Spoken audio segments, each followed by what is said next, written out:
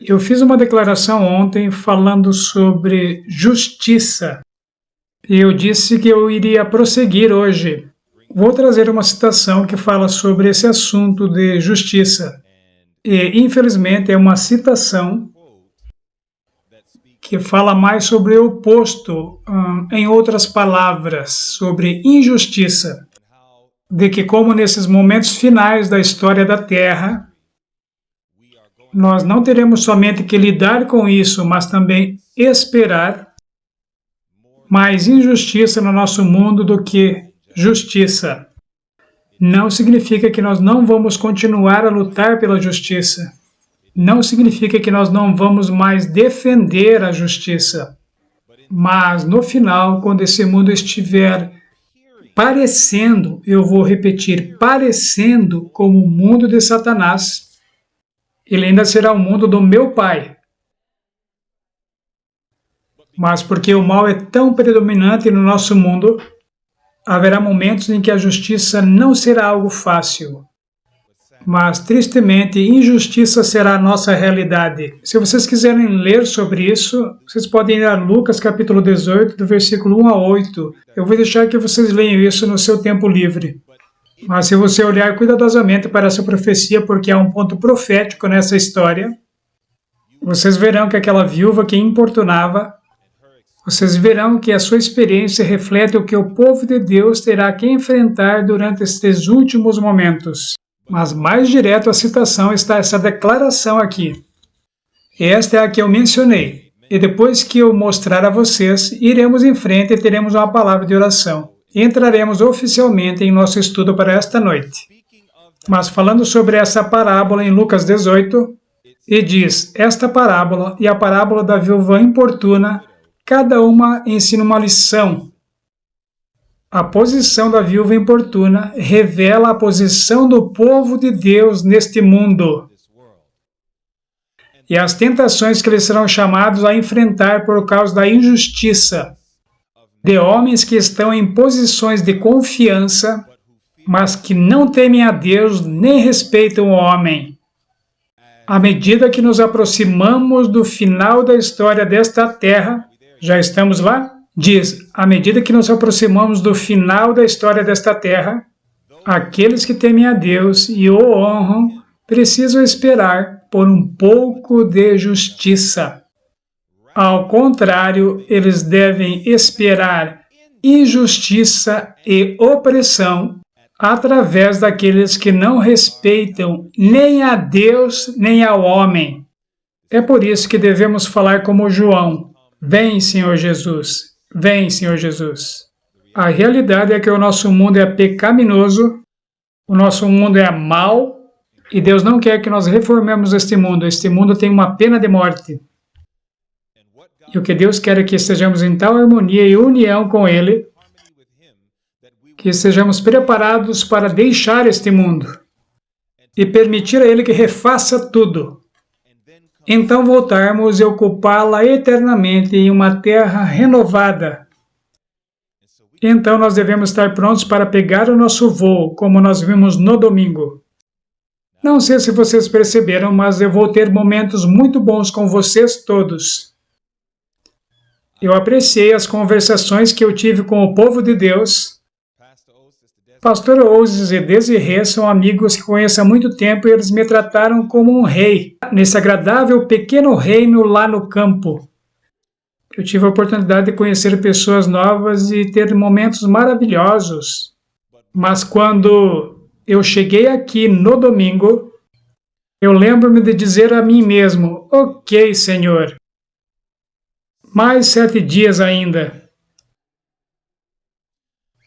E eu falei com a minha esposa e começamos a declarar amor um ao outro. E eu disse, graças a Deus, a segunda se passou, mais 6 dias ainda. E eu lembro que quando eu acordei esta manhã, eu disse, obrigado, Senhor. E nós sempre temos que dizer obrigado, Senhor, quando acordamos. Mas logo depois que eu disse, muito obrigado, Senhor, por me acordar, eu disse, mais 3 dias ainda. E eu lembro quando eu tirei o celular do modo avião nesta manhã, eu vi uma mensagem da minha esposa. E eu vi que naquela mensagem ela estava expressando o quanto ela aprecia o seu marido. E eu disse, menina, eu também te aprecio. Mais 3 dias ainda. Então, está sendo um agridoce. Eu não gosto de ficar longe da minha esposa. Mesmo depois de 26 anos de casamento e 28 anos de amizade, nós ainda... noite passada nós batemos o recorde, 2 horas e 45 minutos ao telefone. E passou rapidamente. E eu pensei, obrigado, Senhor, porque mesmo com todo o amor que nós temos um pelo outro, e é muito amor, muito mais amor o Senhor tem por mim. E quanto eu preciso aprender a retribuir este amor para o Senhor. Sabem, eu amo a Deus. Eu amo a Deus. Eu seria um mentiroso em dizer a vocês que eu não o amo. Eu amo a Deus. Mas eu estou perfeitamente ciente de que é um amor imperfeito. Eu estou ciente disso. É por isso que eu sempre peço a Deus, me ensine a amá-lo mais perfeitamente. É por isso que nós estamos nos concentrando nisso esta semana. É realmente abordar o assunto que está nos impedindo de amá-lo mais perfeitamente. Por isso temos que lidar com esse trauma, que é sinônimo de drama.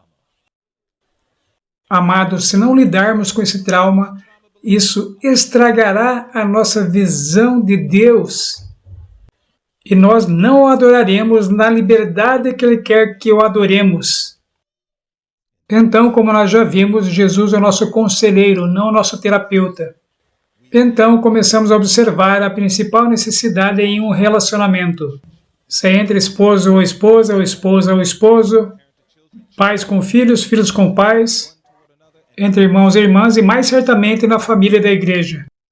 Perdão é uma das coisas mais difíceis para o povo de Deus verdadeiramente experienciar, verdadeiramente. Eu tive que assistir as pessoas irem para seus túmulos e apenas 1 minuto antes de dar esse último suspiro, eles finalmente foram capazes de saber o que era o verdadeiro perdão. Sabem, vocês não precisam esperar tanto. E então fomos capazes de passar por isso e entender como Jesus fez isso, como Ele fez isso, como Ele perdoou pessoas imperdoáveis e não amáveis. E Ele nos deu algumas respostas, não foi? Jesus nos mostrou como Ele fez isso. E Ele disse, eu quero que agora você vá e faça a mesma coisa. Então esta noite faremos um pequeno estudo. E eu estou muito animado com esse estudo, porque veremos a correlação entre o selo de Deus, o lar, e um ingrediente muito especial que faz tudo funcionar. O selo de Deus, o lar, e um ingrediente muito especial que faz tudo funcionar. E enquanto preparamos nossos corações para esse estudo muito sério e solene, vou perguntar se nós podemos ter mais uma palavra de oração. Eu vou ficar de joelhos por isso, como tenho feito noite após noite, e se você quiser, pode se juntar a mim ajoelhando-se. Caso contrário, você pode abaixar a cabeça onde está, mas vamos orar e vamos pedir a Deus que nos prepare para receber o que Deus quer dar.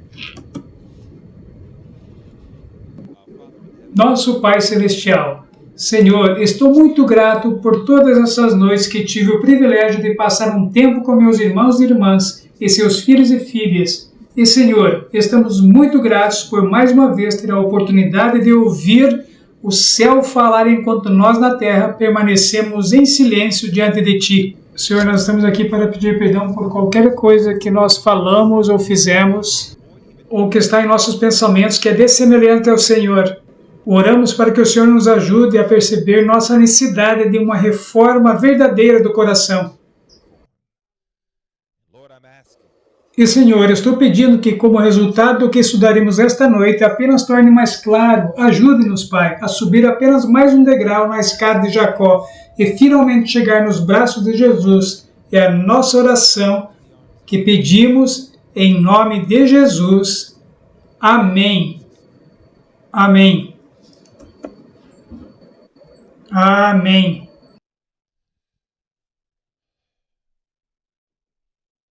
Sabem,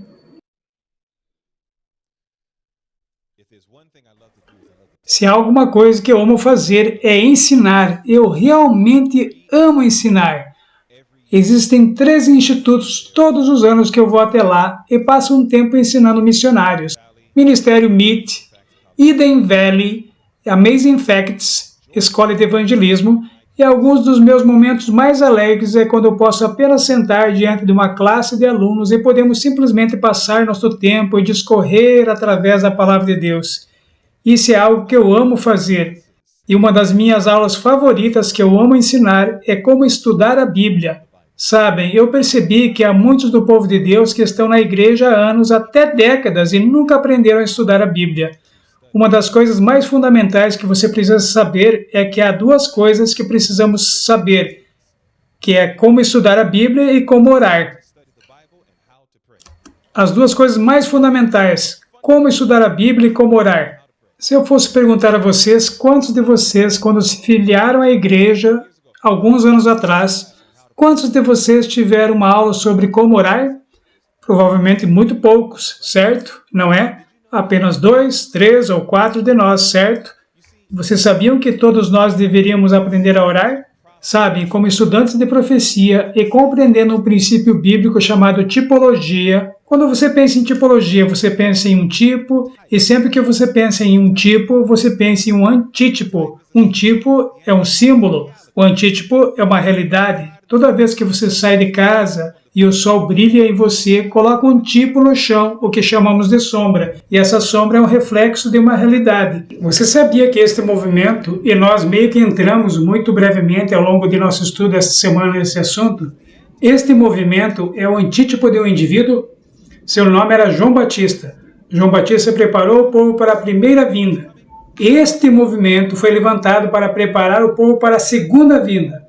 Agora, isso indicaria para mim que o trabalho de João é o nosso trabalho. Você concorda com isso? Vá verificar isso. Por que você acredita nisso? Por que você concorda com isso? Você sabia que em Lucas capítulo 11, um dia Jesus estava orando e é encontrado bem ali no versículo 1. E quando Jesus estava orando, os discípulos queriam falar com ele, mas eles viram que ele estava orando. Então os discípulos foram gentis e esperaram até que ele terminasse. E quando ele terminou, os discípulos ficaram tão impressionados com a oração de Jesus que eles vieram para Jesus e a primeira coisa que sai da boca deles, eles disseram: Senhor, ensina-nos a orar. E então eles disseram como João ensinou seus discípulos a orar. O trabalho de João é o nosso trabalho? Então nós deveríamos ensinar as pessoas a orar?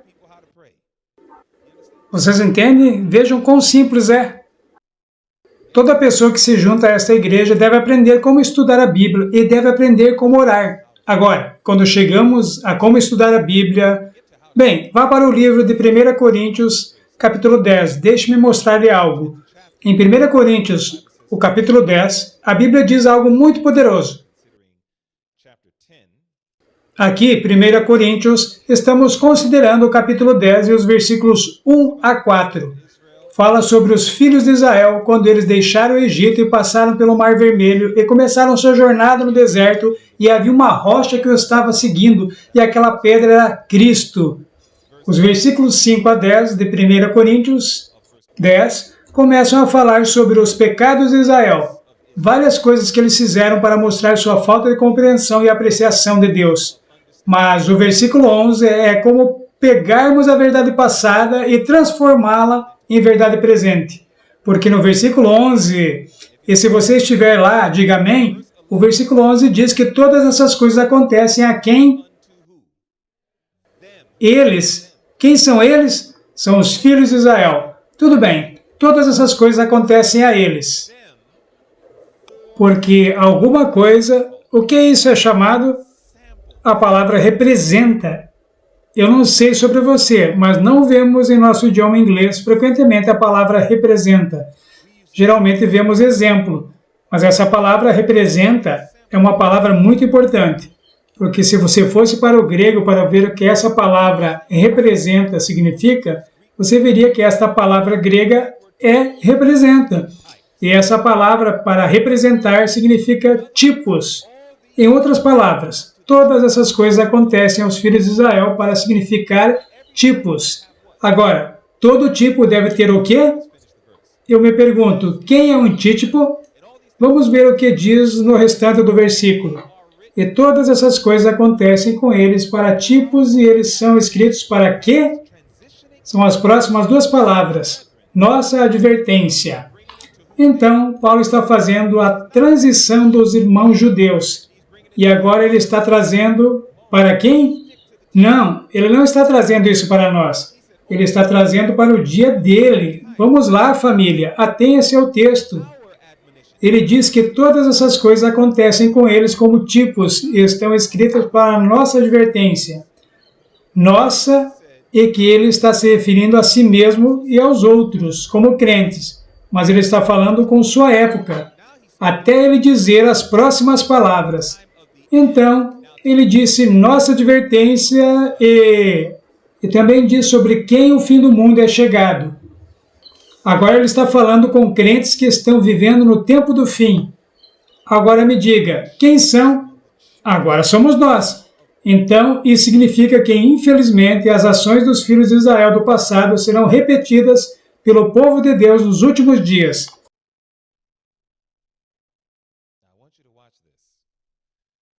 Agora, quero que você observe isso. Havia uma coisa que os filhos de Israel do passado fizeram que eu me pergunto se muitos de nós poderíamos acabar fazendo agora.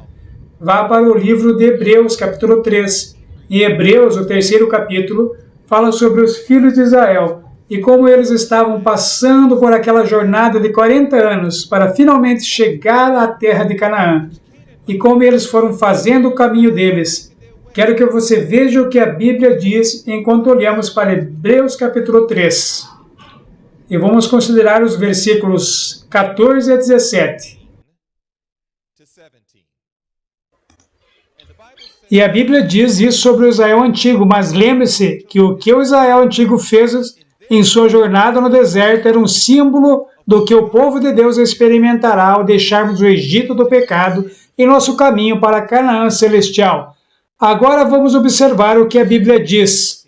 Versículo 14 de Hebreus capítulo 3. E o versículo 14 diz: porque nós somos feitos participantes de Cristo se mantivermos firmemente o princípio da nossa confiança até o fim. Enquanto se diz, hoje, se ouvirdes a sua voz, não endureçais os vossos corações como na provocação, porque alguns, quando a ouviram, o provocaram. Porém, nem todos os que saíram do Egito por meio de Moisés. Mas quem o ofendeu durante 40 anos? Não foram aqueles que pecaram, cujos corpos caíram no deserto? Versículo 18. E a quem jurou ele que não entraria no seu repouso, senão os que foram desobedientes? Versículo 19. Então vemos que eles não puderam entrar por causa de sua incredulidade. Quando os filhos de Israel, no tipo, no símbolo, enquanto eles estavam passando pela jornada no deserto, quando se aproximaram da terra de Canaã, muitos deles não entraram por causa da incredulidade. Então, no antítipo, quando deixamos o Egito do pecado, a casa da escravidão, e como estamos em nossa jornada a caminho da Canaã celestial, estamos em perigo de quê? Da incredulidade. Você sabia que Jesus fez uma declaração? Você percebe como eu coloquei aquela citação sobre a injustiça e estava falando sobre a viúva importuna? Vá para Lucas capítulo 18. Deixe-me mostrar uma pergunta que foi feita naquela história em Lucas capítulo 18. Foi uma pergunta, mas também foi uma revelação profética. E eu quero que vocês vejam o que a Bíblia diz em Lucas capítulo 18. Agora, Lucas capítulo 18. E nós vamos até o final daquela história, daquela parábola que está no versículo 8. Então, em Lucas 18, exatamente no versículo 8, aqui está o que a Bíblia diz. Em Lucas 18, verso 8, Jesus diz: eu vos digo que ele os vingará rapidamente. Em outras palavras, Deus vingará o seu povo. Mas então Jesus diz: quando, porém, vier o Filho do Homem, porventura achará fé na terra? Jesus está dizendo que quando eu voltar, muitos do meu povo que tem me adorado não vão acreditar em mim. Você sabe que por causa disso Deus nos deu algo? Porque Deus sabe que somos suscetíveis à incredulidade. Você sabia que Deus nos deu algo para nos ajudar em nossa incredulidade? O que você acha que Deus nos deu para nos ajudar em nossa incredulidade? A Bíblia é muito clara. Deus nos deu a profecia. Se você estudar a Bíblia cuidadosamente, Jesus deu uma profecia que aborda a questão.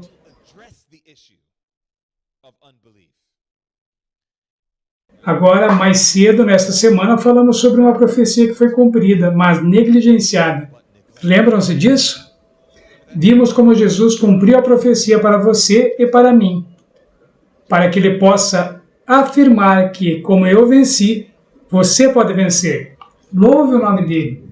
Mas quero que você veja algo sobre profecia, e quero ajudá-los com isso, porque acredito de todo o coração que essa é uma das grandes missões e razões pelas quais Deus continua a colocar fôlego em meu corpo, não apenas para alcançar aqueles lá fora, mas quando for para casa no domingo, estou muito animado com a próxima quarta-feira, porque toda quarta-feira me encontro com 25 a quase 30 jovens, nenhum deles é adventista do sétimo dia. Na verdade, apenas alguns deles são cristãos, a grande maioria deles são ateus e evolucionistas. Mas, por alguma estranha razão, na verdade é o Espírito Santo que continua batendo na porta dos corações, nas mentes desses jovens, eles querem saber o que a Bíblia diz. Então, toda quarta-feira eu me encontro com este grupo de 25 a 30 jovens adultos e adolescentes. E todos nós nos encontramos em uma casa grande e velha. E eu vou lá e começo a ensiná-los. Alguns deles, infelizmente, estão lutando contra as drogas. Alguns deles estão lutando contra a depressão vindo de lares desfeitos. E eles estão apenas procurando por um pouco de esperança.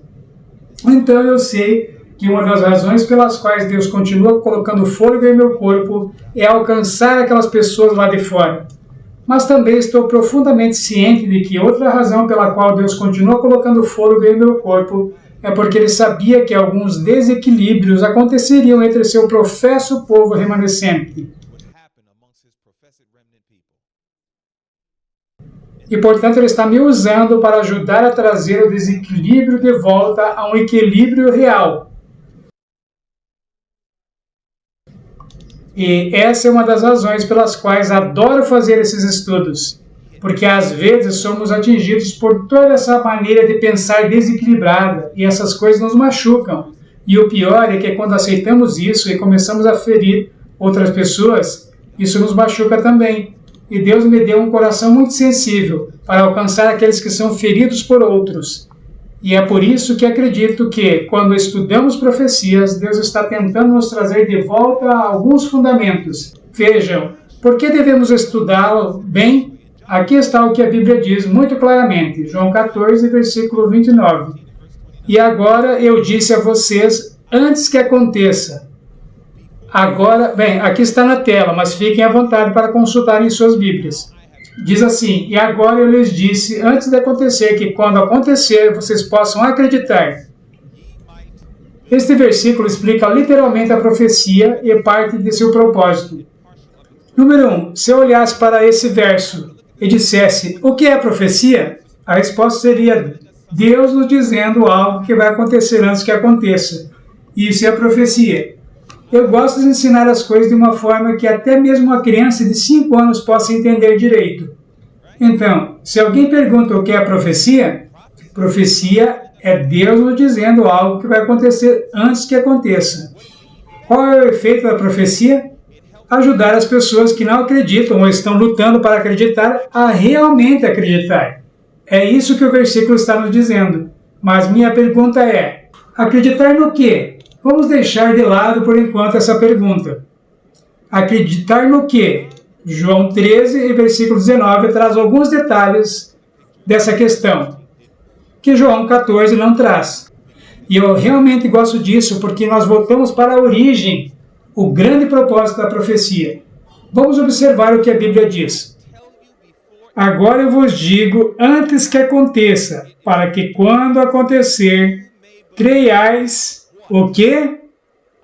Que eu sou Ele. Vocês disseram Ele, mas eu acho, não parece para vocês que a palavra Ele está diferente das outras palavras? Como nós chamamos quando está escrito dessa maneira? Itálico. E quando a palavra está em itálico, significa que ela foi acrescentada. Então, quando eu leio o verso, o que eu vejo? Agora eu vos digo antes que aconteça, para que quando acontecer, creiais que eu sou. Jesus nos mostrou todo o propósito da profecia. Ele diz que o propósito da profecia é que você finalmente acreditará que eu sou tudo aquilo que eu disse que eu sou. Jesus disse, vos digo antes que aconteça, para que quando acontecer, creiais que eu sou. Espera um minuto. Então eu decidi colocar entre aspas, eu sou. Então eu fiquei maravilhado com as muitas coisas que Jesus disse com eu sou. Em João 14:6, Jesus diz, eu sou o caminho e a verdade e a vida. Em João capítulo 11, versículo 25, Jesus diz, eu sou a ressurreição. Em João capítulo 8, versículo 58, ele diz, eu sou Jeová Deus, eu sou o autoexistente. Os muçulmanos não gostam disso. Esta é sempre uma linha conflituosa entre o islamismo e o cristianismo. Eles não têm problema em dizer que ele é um bom profeta, mas eles acham que tem um problema quando ele diz, eu sou. Mas o próprio Jesus disse, eu sou Jeová Deus, eu sou autoexistente. Eu não sou apenas um bom profeta, não sou apenas um bom rabino, eu sou Deus. Jesus também disse em Mateus capítulo 5, versículo 17, eu não vim para destruir a lei, mas viver em harmonia com ela e ensinar os outros a fazerem o mesmo. Jesus disse, eu sou, veio para salvar miseráveis, pobres, inimigos, nus e cegos do caminho do pecado e chamá-los para a minha justiça. Então, por que você continua dizendo que você é muito ruim para Jesus te salvar? Quem está te dizendo que você é tão perverso e você é tão miserável que está além da salvação? Há algumas mulheres que precisam ouvir isso, porque há algumas irmãs que infelizmente foram tocadas de maneira inadequada por um parente ou alguém em quem confiavam. Quem está dizendo isso? E como resultado, começaram a perder de vista seu valor. Então elas ficaram tão convencidas de que não valiam nada, então decidiram seguir em frente e acreditar e viver de acordo com esse pensamento. Então, agora elas começaram a se permitir ser tratadas como se não valessem nada. Um bando de demônios apareceu e as encorajou. E quando você traz a mensagem da salvação para uma mulher assim, ela diz, sinto muito, o evangelho pode ser bom para os outros, mas não para mim. Eu fui longe demais. Nunca vou esquecer quando minha cirurgia cardíaca terminou em 2016. Irmãos, eu estava passando por depressão e ansiedade.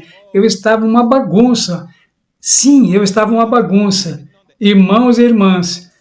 E minha esposa me observava enquanto eu estava sentado na beira da minha cama, apenas absorvendo minhas tristezas. E enquanto eu estava lá sentado na beira da minha cama, eu me lembro de apenas chorar e isso foi uma bagunça.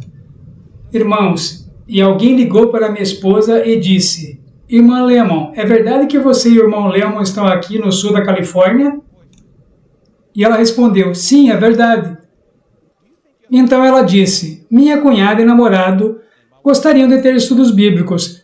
Você acha que seu marido viria e faria isso? Minha mulher entrou no quarto e disse, querido, vista o seu casaco. E eu disse, não quero vestir o casaco, não quero fazer nada. Porque, sabe, quando você está deprimido, você não quer fazer nada, você está absolutamente desmotivado. E eu disse, querida, eu não quero fazer nada, eu só quero sentar aqui em minhas tristezas. E aquela mulher,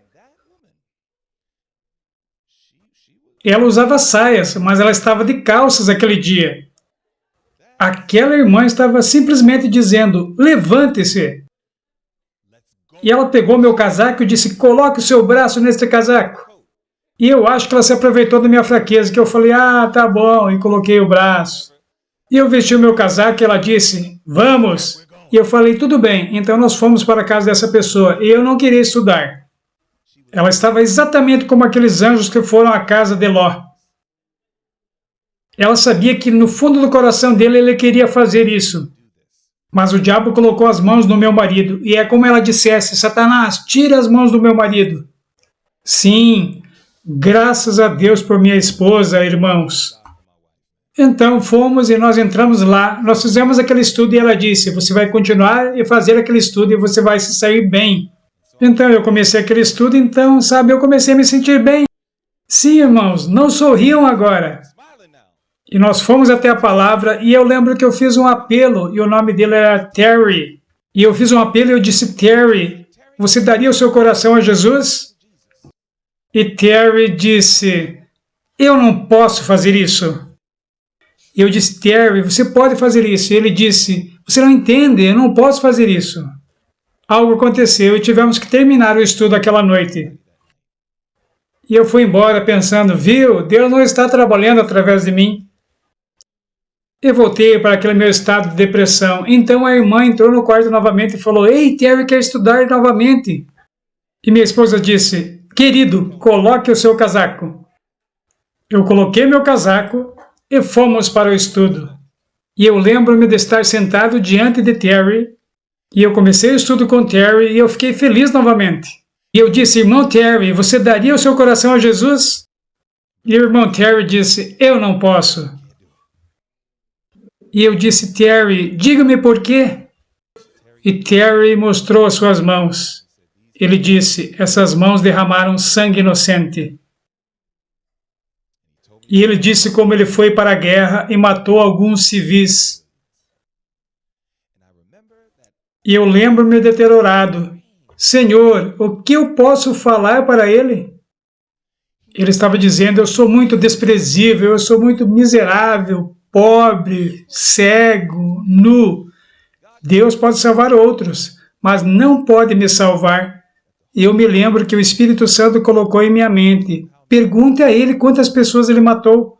E eu disse, Terry, eu disse, quantas pessoas você matou? Ele disse, eu acho que foram 5.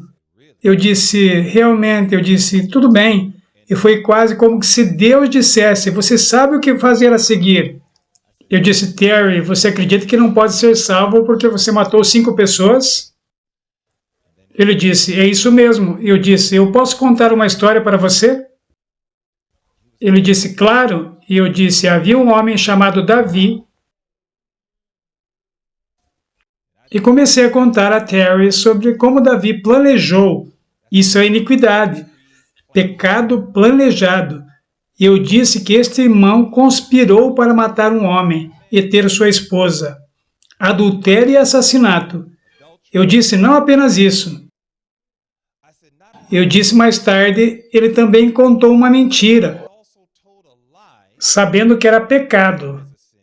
A morte de mais de 60 sacerdotes. Não apenas pessoas, sacerdotes.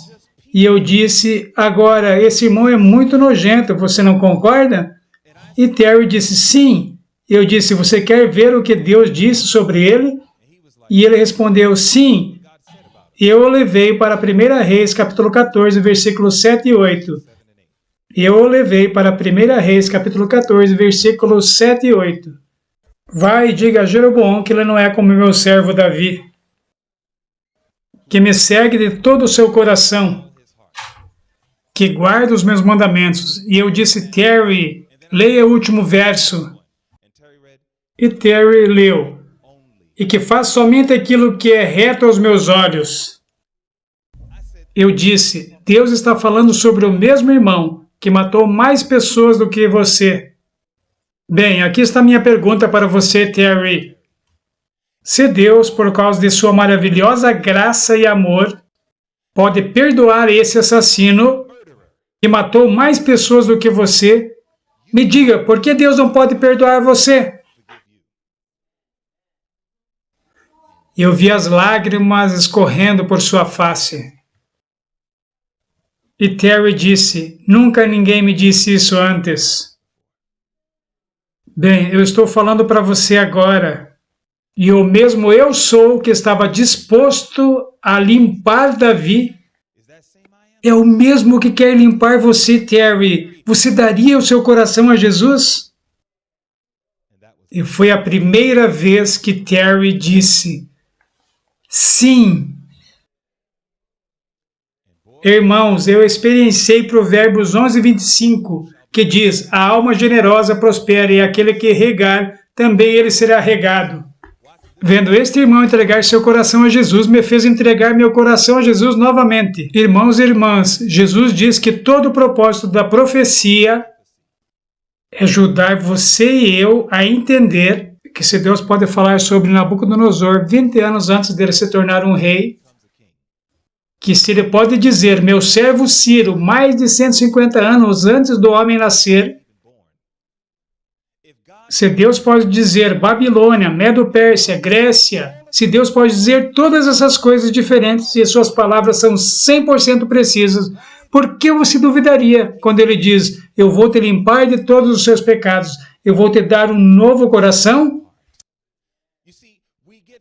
Sabem, nós ficamos tão entusiasmados só de ver as profecias sendo cumpridas no mundo externo, mas Jesus está tentando nos fazer entender se minhas palavras podem ser confiáveis para essas coisas que estão acontecendo no mundo, então por que você não pode acreditar em minhas palavras quando digo a você que sou o Filho de Deus e, portanto, igual ao Pai e tenho todo o poder? Por que você não pode entender que eu sou aquele que promete sempre estar com os seus discípulos? O grande propósito da profecia é nos ajudar a estarmos totalmente convencidos de que tudo que Deus diz, nós podemos confiar. E não é estranho quando damos estudos bíblicos sobre profecias e as pessoas vão embora com medo de Jesus? Algo está errado com a mensagem e algo está errado com o mensageiro, mas não tem nada de errado com a Bíblia. Como você ensina profecias e faz com que as pessoas queiram fugir de Jesus? E faz as pessoas sentirem medo de vir a Jesus? Jesus diz, venha com ousadia para meu trono da graça. Como alguém pode ensinar profecia e de repente todo mundo está morrendo de medo de vir a Jesus? Algo está errado com aquela mensagem e aquele mensageiro, mas não com a palavra de Deus. A profecia torna Jesus atraente e não alguém para ser temido. Faz com que nós corramos para Ele, faz com que nós o busquemos. Nos faz acreditar mais que eu tenho um irmão mais velho que tem todo o poder, que me protegeu nos dias ruins, irmãos e irmãs. E quando eu estava naquela escola pública, eu me lembro que aqueles valentões ficavam me incomodando. Mas de repente, meu irmão aparecia. E quando meu irmão mais velho, eu era o caçula de 8, e quando meu irmão mais velho aparecia, ele dizia, ouça, deixe meu homenzinho em paz. Algo acontecia comigo. E eu falava assim, é isso mesmo. Você entende isso? Por que eu tinha essa atitude? Porque eu sabia que tinha meu irmão mais velho cuidando de mim. Família. Jesus está do seu lado. Ele não está tentando te destruir. Ele está determinado a te salvar. E se você está perdido, eu prometo a você, você ganhou isso. Porque é mais difícil se perder do que se salvar. Todo o céu foi derramado em Cristo. Sabem? Algum espírito demoníaco fez algo com a beleza da profecia bíblica. Não é que é errado fazer com que as pessoas tremam e vejam sua grande necessidade, mas também deve induzir ao clamor, a dizer, o que devo fazer para ser salvo? E então apresentamos o adorável Jesus como a solução para todos os seus problemas. Mas às vezes, a maneira como a profecia é apresentada, nós às vezes lutamos para fazer Jesus parecer muito adorável. E você começa a pensar que a vida no campo vai salvá-lo. Você começa a fazer sua lista de verificação de reformas. Quantas reformas eu fiz? Oh, eu fiz 6 reformas. Estou indo melhor do que a maioria. Não devo estar longe do reino. E o que é interessante é que, bem, de qualquer forma, o primeiro resumo desse sermão, o grande propósito da profecia é confiar que Jesus é tudo o que ele disse que é. Estamos lutando contra isso e a área onde mais vemos essa luta é em nossos lares e em nossos casamentos. Me diga um problema no casamento que Deus não possa resolver. A Bíblia é muito clara. Há alguma coisa muito difícil para Deus? Existem histórias e histórias de maridos horríveis que se tornaram grandes homens. Existem histórias e histórias de esposas horríveis que se tornaram grandes mulheres. Diga-me, que problema existe em um lar que Deus, seu poder e sua graça não podem restaurar? Mas somos como Israel, estamos lutando contra a incredulidade. Não acreditamos que Deus pode realmente ajudar a resolver os problemas. Então, uma das coisas que Deus fez, Ele nos deu a profecia, porque a profecia ajuda os incrédulos a acreditar que Cristo é tudo o que Ele disse que é. E isso significa que Ele também pode ajudar a resolver esses problemas. É por isso que estávamos passando pelas coisas que passamos ao longo desta semana. Agora, continuando, eu pensei comigo mesmo, sabem? Vamos a Apocalipse 14. Apocalipse 14. Em Apocalipse 14, você tem uma quebra na terceira mensagem angélica. Em Apocalipse 14, você tem esta quebra. A terceira mensagem angélica é dividida em 2 partes. E eu quero que vocês vejam o que a Bíblia diz. Quando vocês chegarem lá, digam amém. Apocalipse 14, versículo 9. Essa é a terceira mensagem angélica. A Bíblia diz em Apocalipse capítulo 14, versículo 9: E seguiu-os o terceiro anjo, dizendo em alta voz: Se algum homem adorar a besta e a sua imagem, e receber a sua marca em sua testa ou na sua mão, este beberá do vinho da ira de Deus, que é derramado sem misturas no cálice da sua indignação, e ele será atormentado com fogo e enxofre na presença dos santos anjos, na presença do Cordeiro. E a fumaça do seu tormento sobe para sempre e sempre, e eles não têm descanso de dia nem de noite, os que adoram a besta e a sua imagem, e quem quer que receba a marca do seu nome. O que você acabou de ler nos versículos 9 a 11 está resumido em uma palavra: advertência. Vocês concordam com isso? Advertência. São todas advertências. Se você fizer isso, isso acontecerá com você. Se você fizer aquilo, isso acontecerá com você. São todas advertências. Agora, irmãos e irmãs, ninguém pode ser salvo através de advertências. Certo? Você não pode ficar somente advertindo as pessoas. Você adverte as pessoas do que está por vir. Então você as traz para uma experiência. Provérbios 22, versículo 3. Diz: o homem prudente prevê o mal que vem. Mas não é na segurança dele que ele vê o mal. Segurança é a conclusão do verso. Diz: um homem prudente, um homem sábio, prevê o mal e esconde-se. Então diz: mas os simples passam e são punidos. Então a advertência em si não é a salvação. A advertência é para dizer que a sua salvação está sendo ameaçada. Estão entendendo? Há algo que Deus deu, que esta coisa sobre a qual recebemos a advertência está tentando manter longe de nós ou está tentando nos roubar. O versículo 12 é a experiência. O versículo 12 é a experiência que nos protege daquilo sobre o que estamos sendo advertidos. Então, o verso 12 diz 3 coisas. Aqui está a paciência dos santos. Aqui estão aqueles que guardam os mandamentos de Deus e a fé de Jesus. As coisas mais importantes que vocês têm que saber. Aqui está a paciência dos santos. Como estamos indo em nosso casamento? Como estamos indo em nosso lar? Sabem, há épocas que você precisa crescer, de acordo com os princípios da jardinagem. De acordo com os princípios da jardinagem, ao longo do tempo, deveria haver mais crescimento e mais frutos. Isso é o que a jardinagem nos ensina. E isso é o ABC da verdadeira educação. Então, quanto mais tempo estivermos na igreja, devemos ser ainda mais pacientes.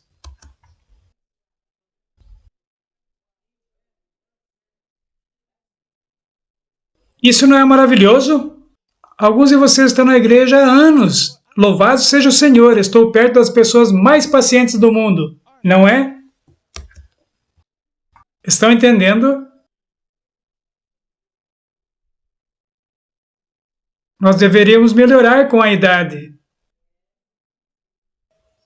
Mas sabem o que é interessante? Quando nós entramos na igreja, as pessoas podiam nos bater e nós falávamos, tudo bem, irmão. Está tudo bem. Poderíamos estar dirigindo, poderíamos estar saindo do estacionamento, ou você sabe, um mês depois de termos sido batizados, estamos dando ré no estacionamento e de repente alguém, bum, bate na traseira do nosso carro. Nós pensamos, ó Senhor, amigo, você está bem? Olha o que aconteceu, está tudo bem? O Senhor vai cuidar disso.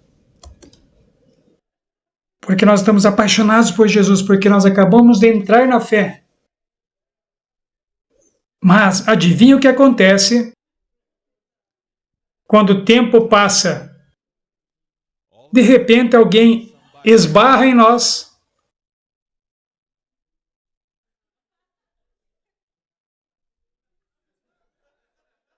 Certo?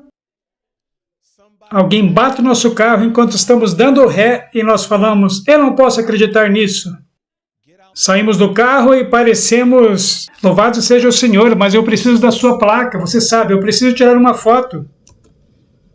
E de repente, família, essa paciência começa a morrer. Vocês estão entendendo? Nosso autocontrole começa a morrer. Aquela alegria começa a diminuir. Estamos nos desviando. E Jesus está tentando dizer, escutem. Estamos falhando no primeiro fruto da experiência do versículo 12. Quando chegamos aos mandamentos de Deus e à fé de Jesus, irmãos e irmãs, isso só piora. E aqui está o ponto. Quando eu olho para a experiência da mensagem do terceiro anjo, porque é isso que eu quero, família, quando eu entrei para a igreja, tenho ensinado a proximidade da lei dominical, sabe Deus há quanto tempo e continuo a ensinar. Eu apenas ensino quando é mais apropriado, não faço isso o tempo todo, porque não é necessário, você está prestes a ver isso. Acredito firmemente na realidade de todas essas coisas que estão acontecendo, mas o que descobri na minha experiência pessoal foi que meu conhecimento profundo e incrível de saber o que estava por vir e decodificar os símbolos de bruxaria ao meu redor e todo o resto, essa coisa não estava me deixando um passo mais perto de me tornar semelhante a Cristo. E algumas das maiores feridas que sofri neste movimento foram feitas por alguns dos maiores mestres da verdade presente. Algumas dessas pessoas são más, elas são ímpias, e eu literalmente estou em um estado de perplexidade que elas realmente acreditam que vão vencer. Como que você pode tratar as pessoas dessa maneira? E você pensa que porque você pode citar palavras... Oh, meus irmãos, a escuridão é espessa. Então, ouça o que eu estou dizendo. Então, o Senhor começou a me ajudar a entender. Duane, você tem muito conhecimento. Irmãos, eu leio muito. Não estou dizendo que sei tudo, porque eu sei que não sei. Mas eu acho que é falsa humildade fingir que não estudei quando estudei. Eu já estudei muito, li muito, e tem muita coisa que posso terminar os versos e terminar as citações saindo da sua boca antes de você terminar. Mas isso não faz de mim um homem de Deus. As pessoas vêm a mim o tempo todo, irmãos. Lemon, você é um homem de Deus. E às vezes eu literalmente pergunto a eles, como você sabe? Tudo o que você fez foi me ouvir pregar. Você não acha que o diabo pode pregar? Eu conheço homens que vão pregar só para conseguir uma sessão de aconselhamento com uma mulher para que eles possam tirar vantagem dela. Eu conheço missionários médicos que vão tentar fazer uma consulta em sua casa para se preparar para dar a você a versão deles de uma consulta. Eu estou mantendo tudo claro por causa de quem está aqui. Eu conheço essas pessoas. Você não é um homem de Deus porque você pode pregar. Você não é um homem de Deus porque você pode falar sobre tratamentos naturais. Irmãos, demônios podem fazer isso. Demônios podem fazer isso. Eu não fico impressionado com essas coisas, porque citamos de cima a baixo o espírito de profecia. Isso é para os alunos do segundo ano, os calouros deste movimento. Sinto muito, você terá que fazer mais do que citar coisas para me deixar animado.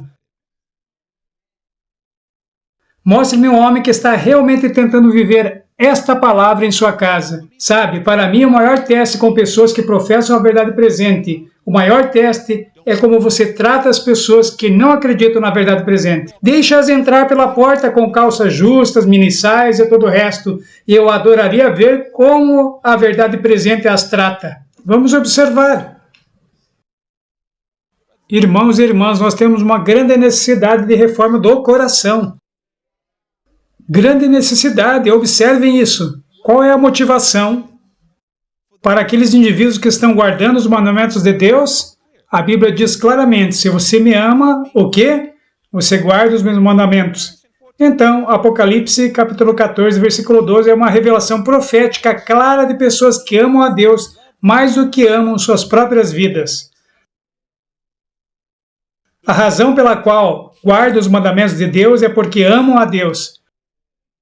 A Bíblia deixa muito claro qual é a nossa motivação para guardar os mandamentos. Amor. Qual é a nossa motivação? 1 Timóteo 1,5. Ora, o fim do mandamento é a caridade, de um coração puro e de uma boa consciência e de uma fé não fingida. Esse é o motivo pelo qual obedecemos. Esse é o motivo. E o casamento, família, cristalizou essa coisa para mim. Na verdade, é isso que eu sinto em casa. E uma maravilha com isso. Às vezes eu realmente sinto uma grande alegria apenas em agradar minha esposa. Só para saber, isso agrada você? Oh, irmãos, eu vou fazer acontecer. Se for moral, legal e ético, é um acordo feito. Eu vou fazer isso acontecer. Vá para o livro de 2 Timóteo, capítulo 2. Observe o que a Bíblia diz. Observe isso. 2 Timóteo, capítulo 2. Estamos quase terminando. Observe isso. 2 Timóteo, capítulo 2. Eu amo esse versículo porque ele deixa tão claro qual deve ser o motivo de fazermos tudo o que fazemos. Observe o que a Bíblia diz. 2 Timóteo, capítulo 2. Observe o que a Bíblia diz. Versículo 1. 2 Timóteo, capítulo 2, versículo 1. Tu, portanto, meu filho, sê forte na graça que é em Cristo Jesus, e as coisas que ouviste de mim entre muitas testemunhas, as mesmas confia a homens fiéis, que sejam capazes de também ensinarem a outros. Agora observem os versos 3 e 4. Tu, portanto, suporte o sofrimento como um bom soldado de Jesus Cristo. Então diz isso sobre os soldados, versículo 4. Ninguém que milita se embaraça com os negócios desta vida. Por quê?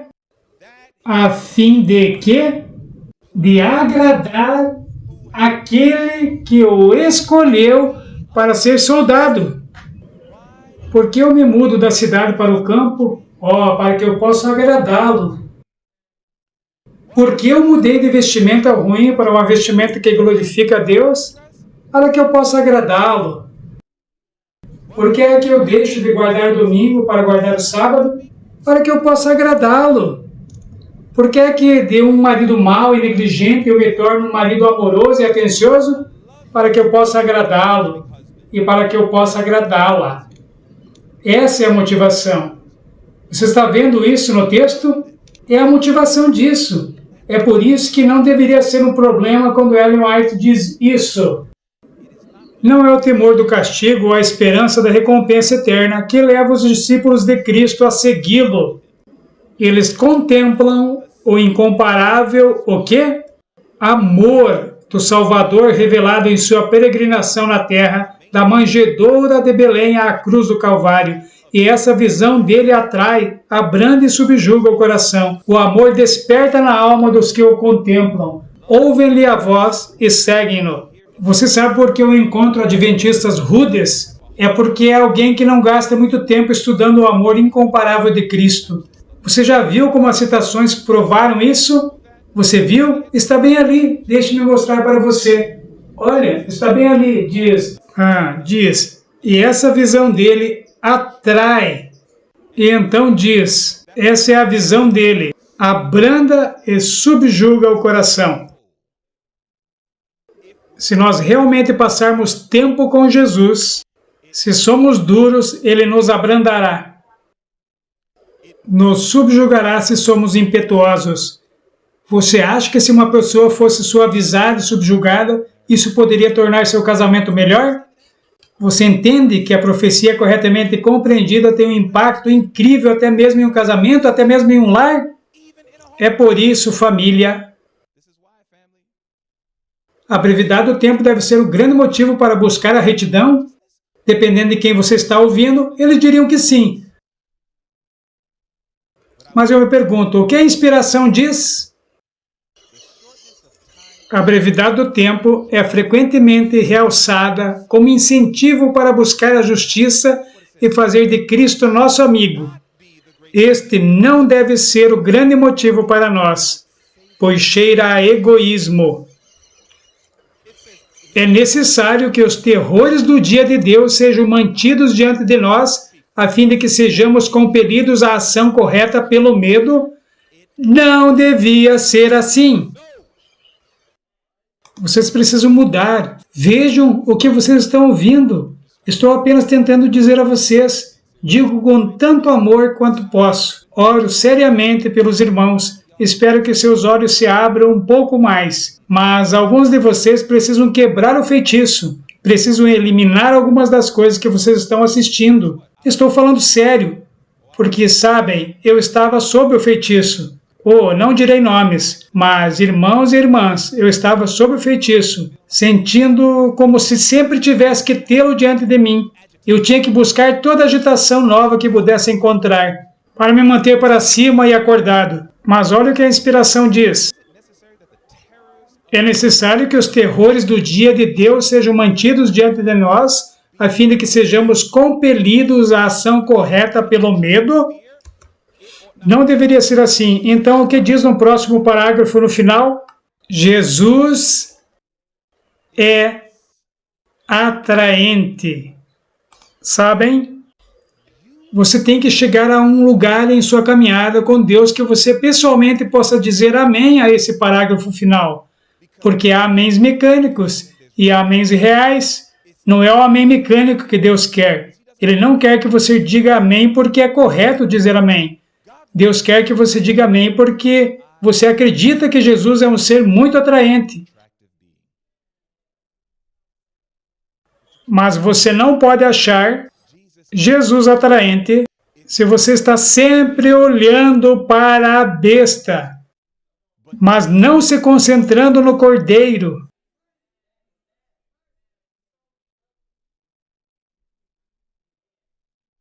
Isso não quer dizer que você não olhe para a besta. É apropriado. Há momentos em que é muito claro que você vê o poder da besta fazendo um movimento. Você tem que ir em frente e ver isso. Só a favor de você observar as atualizações da lei dominical e do resto.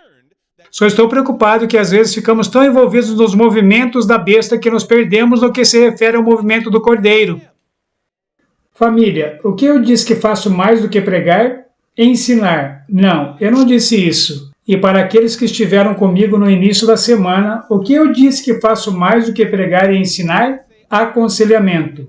Lembram-se que eu disse que faço mais aconselhamento? Você sabe quantos assim chamados adventistas, crentes na verdade presente, me ligam dizendo: eu não estou no campo ainda, e o fim está tão próximo, eu não vou conseguir. Irmão Lemon, ajude-me por favor.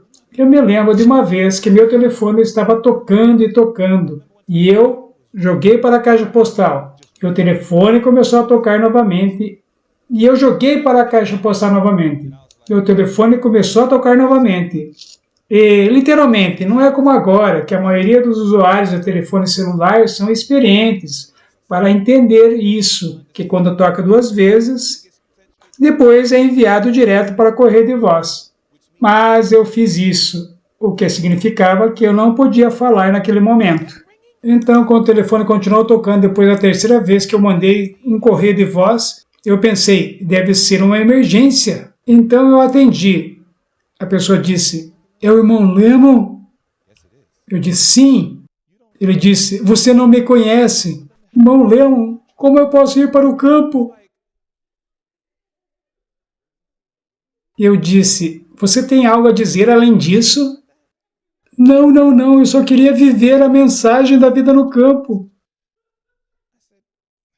Eu disse, só um momento.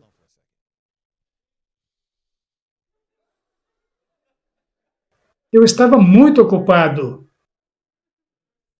mas eu tenho a preocupação do ministro e eu me preocupo com todo mundo.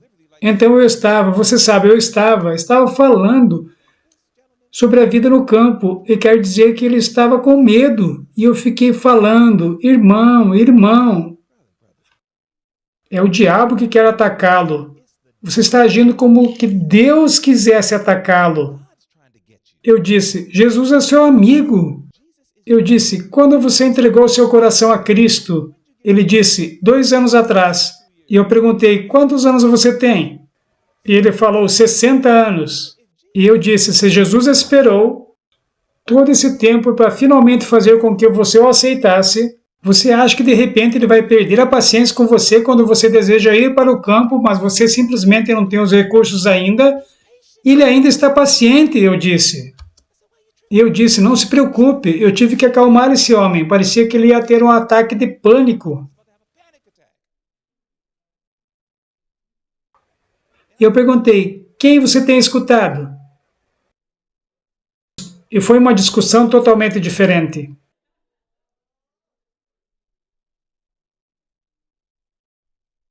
Família, nós devemos interpretar a profecia de uma maneira correta. Temos que colocar o quebra-cabeça profético nos lugares certos.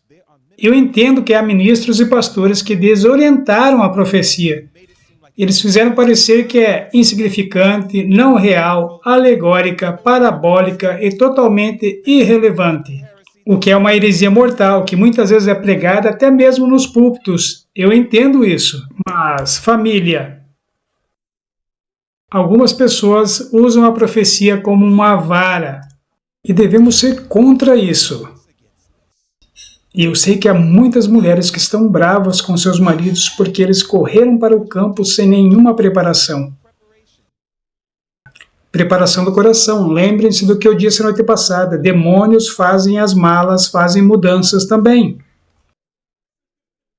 Demônios dizem, ei pessoal, nós estamos indo para o campo e iremos para o campo com todas as nossas qualidades de caráter demoníaco. Eu estou dizendo isso como um homem que mora nas cidades? Não, onde eu moro no campo, eu moro nas montanhas. Irmãos e irmãs, alguns de vocês teriam medo de vir para a minha casa. Sim, estou falando sério.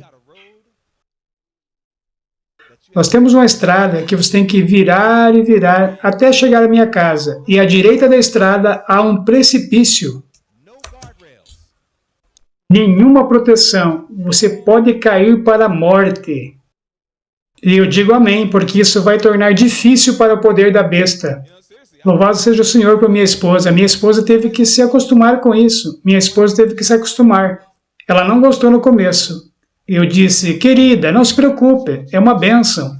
E agora, minha esposa, você deve saber, ela sabe, ela entendeu agora. Nós estamos na floresta, é muito rural. O único calor que temos em nossa casa é através de um fogão a lenha. Eu entendo isso, eu acredito nisso, adoro isso, eu acho que é incrível, é uma bênção. Mas a coisa mais importante da vida no campo é crescer na fé. E como Enoque, ir para as cidades. E sempre, Ellen White diz, e sempre Enoque levava pessoas para a sua casa, para eles poderem ver como é o céu na terra.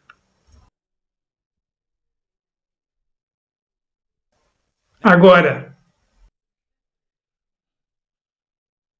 ele se propôs a ser nosso amigo, louvado seja Deus, para andar conosco em todos os caminhos ásperos da vida. Ele nos diz, eu sou o Senhor teu Deus, anda comigo e encherei de luz o teu caminho. Jesus, a majestade do céu, se propõe a levar a companhia consigo mesmo àqueles que vêm a ele com seus fardos, suas fraquezas e seus cuidados. Ele os contará como seus filhos e finalmente lhes dará uma herança de mais valor do que os impérios dos reis, uma coroa de glória mais rica do que cada adorno de testa do mais exaltado monarca. Você pode imaginar, Jesus se propõe a ser seu amigo. Família, o que eu estou dizendo é que vá em frente e seja um estudante de profecia. Quero dizer, você sabe que eu sou um estudante. Acredito nisso e não me importa em crescer. Sabe, o que estou dizendo é que, sabe, se há luz, me dê mais luz, Senhor. Você sabe que eu aceitarei. Mas o que eu acredito firmemente é que estamos vivendo em um momento na história da Terra que devemos aprender como permitir que Jesus se torne nosso amigo. Devemos aprender a ver nele alguém que é tão atraente que podemos dizer, Senhor, que eu seja como o Senhor.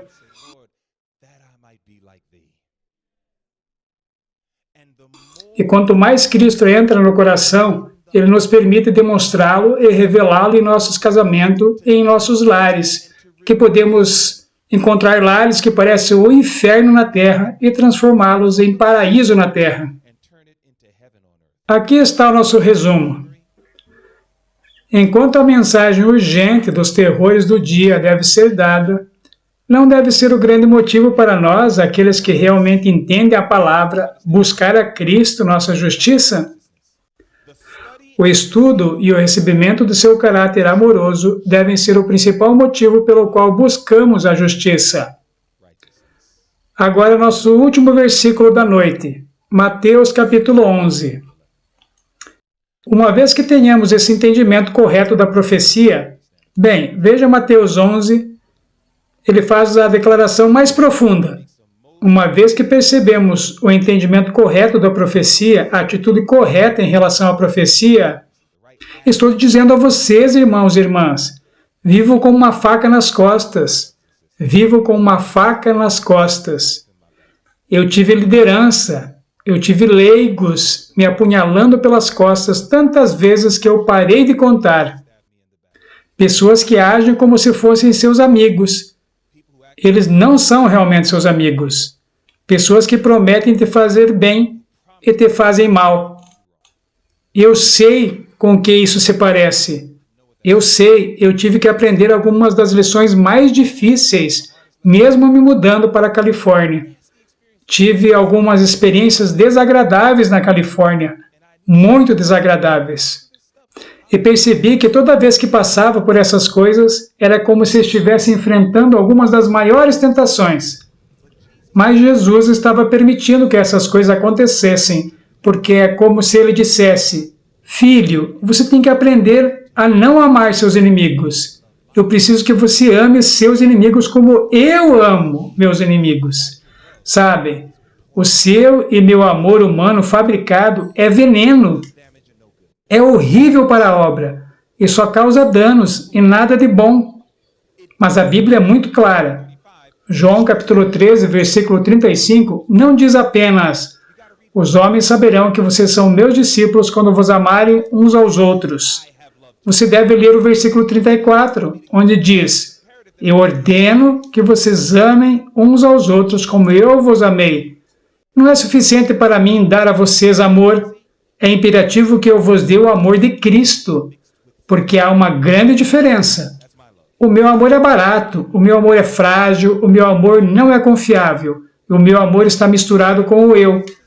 Esse é o meu amor. Você não quer isso. Eu digo, você não quer isso. E eu te garanto, eu não quero isso. Mas Jesus é amor, irmãos. Isso é sempre assim. E então, às vezes, Deus permite que a gente passe por experiências para nos testar. Sabe, a tentação é dada para derrubá-lo e torná-lo pior. Testes são dados para edificá-lo e torná-lo melhor. É por isso que Tiago diz que o Senhor não nos tenta, porque as tentações são sempre para derrubá-lo e torná-lo pior. Mas o Senhor nos testa porque os testes são sempre para edificá-lo e torná-lo melhor. Então, adivinha? Deus vai permitir que você passe por alguns testes e às vezes a aula é o seu casamento. A aula vai ser a sua casa. E Deus vai permitir que você e eu passemos por alguns testes para nos dar oportunidades de refletir o que professamos. Então, você precisa deste ingrediente muito especial. Vamos a Mateus 11. em Mateus 11, versículos 28 a 30. Aqui é onde vamos terminar, em Mateus capítulo 11, versículo 28 a 30. A Bíblia diz: Vinde a mim, todos os que estáis cansados e sobrecarregados, e eu vos aliviarei. Então, Jesus diz: Tomai o meu jugo sobre vós e aprendei de mim. Imagina o que Jesus quer que aprendamos. Bem, ele diz: Aprenda de mim, que sou manso e humilde de coração, e vocês encontrarão descanso para suas almas, pois meu jugo é suave e meu fardo é leve. Sempre que você está passando pela vida e sente que os fardos em sua vida estão esmagando você, eu garanto a você, Deus não te deu esse fardo.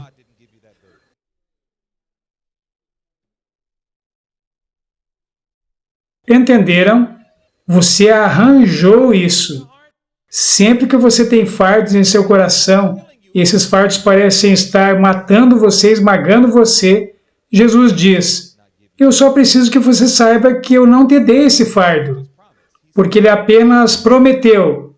Ele disse: Meu jugo é suave e meu fardo é leve. Alguns de vocês estão tentando ser Jesus. Alguns de vocês estão carregando... Muitos de vocês estão carregando pesos muito pesados, tentando mudar seu marido. Isso é obra de Jesus. A Bíblia é clara. Ame seus maridos. Está em Tito, capítulo 2. A Bíblia diz que as esposas devem amar seu marido. Você está tentando mudar seu marido. Essa é a obra de Jesus. É um fardo pesado. Você não deve tentar carregar. Há alguns maridos que estão tentando mudar suas esposas. Essa é a obra de Jesus. Pais, vocês educam seus filhos em casa. Eles estavam cantando todas aquelas canções das Escrituras, mas agora eles cantam rap. E o que tentamos fazer como pais? Tentamos mudar nossos filhos e controlar nossos filhos. Essa é a obra de Jesus. Você não pode carregar esse fardo. É muito pesado. Mas quando você coloca esse fardo em Cristo e quando você diz, tudo bem, Senhor, mudar é o que o Senhor faz. É o que o Senhor faz. Amar, apesar de... é o que eu faço. Foi para isso que o Senhor me chamou para fazer. Me ensine, Senhor, como fazer isso. Pare de tentar ser Deus na família. É por isso que alguns de nós somos tão estressados. Estamos tentando ser Deus em nossa família, em nosso círculo familiar. Deixe Deus ser Deus e deixe o ser humano ser humano. A Bíblia é muito clara. Ame sua família, faça o que for necessário. Mas quais são as duas coisas que vamos precisar para amar nossos familiares, que às vezes não são dignos de amor, etc.? Jesus diz: aprenda minha mansidão e minha humildade. Vou passar por tudo isso. Há algumas informações boas, mas vou passar por tudo isso sim, agora. Tudo isso está apenas mostrando que a servidão de Jesus começou em casa, porque Apocalipse 7 diz que o selo de Deus pertence apenas aos servos. Não danifique a terra, nem as árvores, nem os mares, até que selemos os servos de nosso Deus em suas testas. Então, se você quer o selo de Deus, você tem que servir onde Jesus começou a sua obra, em sua casa. Então, onde devemos focar nossa obra? Em nossas casas. Agora, observe isso. Sim, Jesus é nosso exemplo. Há muitos que se debruçam com interesse sobre o período de seu ministério público, enquanto passam despercebidos o ensino de Jesus em seus primeiros anos. Mas é em sua vida familiar que ele é o padrão para todas as crianças e jovens, não apenas crianças e jovens. Os primeiros anos do Salvador são mais do que um exemplo para os jovens. Eles são uma lição e devem ser um incentivo para todos os pais. O círculo de deveres familiares e vizinhança é o primeiro campo de esforço para aqueles que trabalham para a elevação de seus semelhantes. Portanto, para crianças, para jovens, para adultos, o lar é onde começamos nossa obra. Mas para sermos fiéis, precisamos da mansidão e humildade de Cristo. E eu só quero mostrar a você isso, então terminamos. Vou deixar você tirar uma foto disso, não poderemos abrir o texto, mas procurei as palavras humildade e mansidão, e é isso que elas significam. E você sabe que eu encontrei os versículos, eu fui ao Espírito de profecia procurar essas coisas, e é isso que elas significam. Mansidão é suportar pacientemente o sofrimento injustamente. sem permitir que nenhum princípio cristão seja comprometido. Isso é mansidão. Isso é mansidão bíblica. É suportar pacientemente o sofrimento injustamente, sem permitir que nenhum princípio cristão seja comprometido. Nós precisamos do Espírito Santo. Humildade, confiar em Deus implicitamente e ver e tratar os outros como Jesus faria, os que são melhores do que nós, independentemente do status, da raça, formação e educação. E isso acabaria com as ofensas. E as ofensas.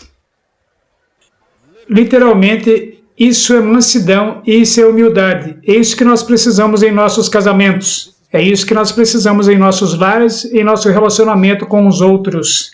E Jesus diz que quando chegarem aqueles momentos em que você tem a oportunidade de devolver a eles o que eles lhe deram, é quando vamos consultar a mansidão de Cristo. É por isso que vamos olhar para Jesus e dizer: Senhor, o que o Senhor fez quando foi atingido assim? Eu digo a você, família, nós prestamos um péssimo serviço a nós mesmos ao ignorar o homem do Calvário. Nós devemos estudá-lo. Lembrem-se de que eu disse a vocês que não é em João Batista que devemos nos concentrar, porque posso dizer, você é o Cristo, ou devemos procurar outro? Não é o homem de coragem como Elias que vou me concentrar, porque um dia posso fugir e acreditar que Deus não se importa e pedir para morrer. A única vez que sigo João Batista é quando ele seguiu Jesus. A única vez que sigo Elias é quando ele estava seguindo Jesus. A única vez que sigo Moisés é quando ele estava seguindo Jesus. Você tem que treinar a sua mente para fixar os olhos em Jesus. A Escritura é bem clara. Olhem para Jesus, o autor e consumador de sua fé. Irmãos e irmãs, eu deixo esta citação. Esta citação é bem verdadeira. Verdadeira humildade é a evidência de que nós contemplamos a Deus e de que nós estamos em união com Jesus Cristo. A menos que sejamos mansos e humildes, nós não poderemos dizer que temos uma concepção verdadeira do caráter de Deus.